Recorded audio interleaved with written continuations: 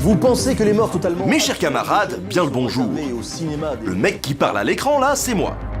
Ben, j'ai 29 ans, j'aime les longues balades en forêt, la raclette et le lancer de hache. Mais plus que tout, j'aime l'histoire et les jeux vidéo. L'histoire, j'en ai fait mon métier et depuis quelques années, je raconte sur YouTube des trucs sur la mythologie aztèque, la conquête de l'Ouest, la culotte du roi Dagobert, et je détaille même parfois la vie des pigeons au Moyen-Âge.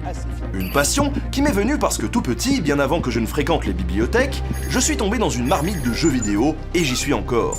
Récemment, en jetant un regard nostalgique sur mon passé vidéoludique, je me suis rendu compte que j'avais parfois eu la sensation d'avoir appris des trucs, vrais ou faux, de m'être fait des idées sur une situation géopolitique via un simple scénario de jeu, d'avoir ingurgité tout un tas de références qui finalement ont participé à la vision que j'ai aujourd'hui du monde. Paris, 1794. Chaque jour apporte son lot d'exécution. Ton tour viendra, Robespierre! D'Assassin's Creed à Wolfenstein, en passant par Medal of Honor, Battlefield ou Spec Ops The Line, de Age of Mythology à World of Warcraft, la place de l'histoire dans le jeu vidéo soulève finalement beaucoup plus de questions que ce que l'on pourrait penser.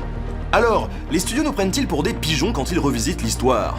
Est-ce que Robespierre était vraiment un monstre? Certains jeux historiques ne seraient-ils pas de grosses machines propagandistes? Quand ils tentent de parler de religion, est-ce qu'on ne risque pas une troisième guerre mondiale?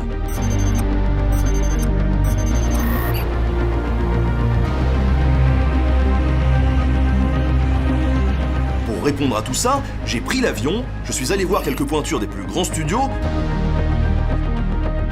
des experts du jeu vidéo et bien sûr, des historiens. Et vous savez quoi? Je ne suis pas un sniper, mais je sais manier la hache.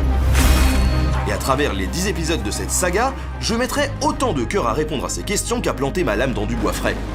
Des gros clichés historiques à l'évocation bien casse-gueule de la religion, du délire des uchronies à l'outil pédagogique formidable que pourrait ou non représenter le jeu vidéo, je ne me défilerai pas, j'irai jusqu'au bout.